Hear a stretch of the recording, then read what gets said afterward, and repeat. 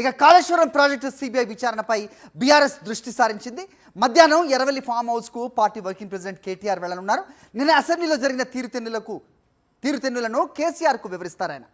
ఇప్పటికే కాళేశ్వరం కమిషన్ నివేదికను కేసీఆర్ పూర్తిగా చదివారు. ఈ తెల్లవారుజామున యూకే పర్యటనకు వెళ్లారు మాజీ మంత్రి హరీష్ రావు. ఇవాళ హరీష్ రావు పిటిషన్ పై హైకోర్టులో విచారణ జరగనుంది. సిబిఐ విచారణ నేపథ్యంలో తదుపరి కార్యాచరణపై కేసీఆర్ దృష్టి పెట్టనున్నారు. ఒకసారి కేటీఆర్ నివాసం వద్దకు వెళ్దాం. మరిన్ని అప్డేట్స్ మా కరెస్పాండెంట్ దిలీప్ ఇస్తారు. దిలీప్, చెప్పండి. సో కేటీఆర్ ఎర్రవెల్లి గెస్ట్ హౌస్కి వెళ్తున్నట్టుగా తెలుస్తోంది. అయితే ఇక్కడ హరీష్ రావు విదేశీ పర్యటన నిమిత్తమై ఆయన ఈ భేటీలో పాల్గొనట్లేదు. సో మరోవైపు ఆయన ఇంటర్వ్యూ అఫిడవిట్ కూడా కోర్టులో దాఖలు చేస్తున్నారు, ఎలాంటి యాక్షన్ తీసుకోకూడదంటూ.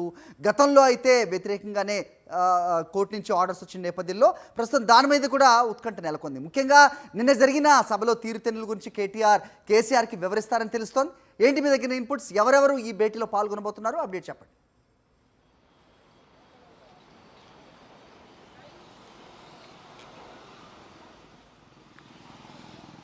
సరే, ఇప్పటికే బీఆర్ఎస్ వర్కింగ్ ప్రెసిడెంట్ కేటీఆర్ తన నివాసం నుంచి ఎర్రవల్లి ఫామ్ హౌస్కి బయలుదేరారు. సో ఇవాళ మధ్యాహ్నం కేసీఆర్తో భేటీ కానున్నారు. బీఆర్ఎస్ వర్కింగ్ ప్రెసిడెంట్ కేటీఆర్ కేసీఆర్తో భేటీ కానున్నారు. సో ముఖ్యంగా అసెంబ్లీ సమావేశాలు జరిగిన తీరును కేసీఆర్కి వివరించున్నారు. సో ముఖ్యంగా కాళేశ్వరం కమిషన్ నివేదికను టార్గెట్ చేస్తూ కూడా ఈ యొక్క అసెంబ్లీ సమావేశాలు జరిగాయి కాబట్టి సో అసెంబ్లీ సమావేశాల్లో కాళేశ్వరం కమిషన్ సంబంధించి ఎలాంటి చర్చ జరిగింది, చర్చకు ఎంతసేపు అవకాశం ఇచ్చారు, కమిషన్ నివేదికలో ఎలాంటి అంశాలు పొందుపరిచారు, సో ముఖ్యంగా ప్రభుత్వం ఏ అంశాలను టార్గెట్ చేస్తుంది అనేటువంటి పైన ఇటు బీఆర్ఎస్ వర్కింగ్ ప్రెసిడెంట్ కేటీఆర్ అలాగే మాజీ మంత్రులు సీనియర్ నేతలందరూ కూడా ఇవాళ మధ్యాహ్నం ఫామ్ హౌస్లో కేసీఆర్తో భేటీ కానున్నారు. సో ఈ భేటీలో అయితే మాజీ మంత్రి హరీష్ రావు పాల్గొనట్లేదు. ముందస్తు కార్యాచరణలో భాగంగా ఇటు హరీష్ రావు విదేశీ పర్యటనకు వెళ్ళారు. ఇవాళ తెల్లవారుజామున లండన్ వెళ్ళారు. 4 రోజుల పాటు తాను విదేశీ పర్యటనలో ఉండబోతున్నారు. అయితే తదుపరి కార్యాచరణ ఏ విధంగా ఉండబోతుంది? ఇప్పటికే ఇటు అసెంబ్లీలో సుదీర్ఘంగా చర్చ జరిగింది. ఇటు బీఆర్ఎస్ పార్టీకి మాట్లాడడానికి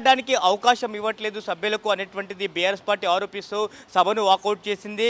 కాళేశ్వరం కమిషన్ నివేదికను పీసీ ఘోష్ కమిషన్ ఇచ్చినటువంటి నివేదికను చెత్త నివేదికగా కూడా ఇటు బీఆర్ఎస్ అభివర్ణిస్తున్న పరిస్థితి కనిపిస్తుంది. అలాగే చెత్తబుట్టలో కూడా వేసింది. అయితే ముఖ్యంగా చెప్తా ఉంది కమిషన్ నివేదికలు కోర్టుల ముందు నిలబడవు అనేటువంటిది కూడా వాదనను ఇటు బీఆర్ఎస్ వినిపిస్తున్న పరిస్థితి కనిపిస్తూ ఉంది. ఇప్పటికే ఇటు ప్రభుత్వం కాళేశ్వరం కమిషన్కి సంబంధించినటువంటి నివేదికను కూడా అసెంబ్లీలో ప్రవేశపెట్టింది. దీనిపై చర్చించింది.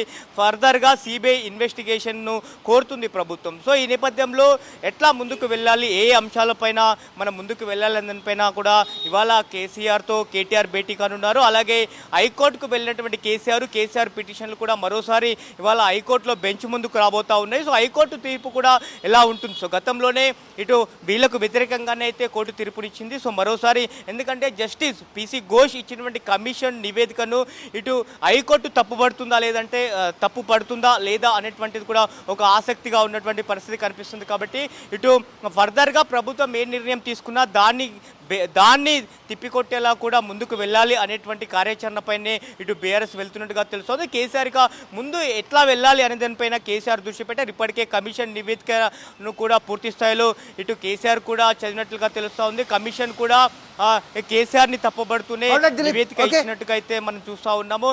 బ్యారేజీల నిర్మాణం కానివ్వండి, అలాగే వాటికి సంబంధించిన క్వాలిటీ కంట్రోల్ కానివ్వండి, అలాగే దానికి సంబంధించి ఓకే దిలీప్.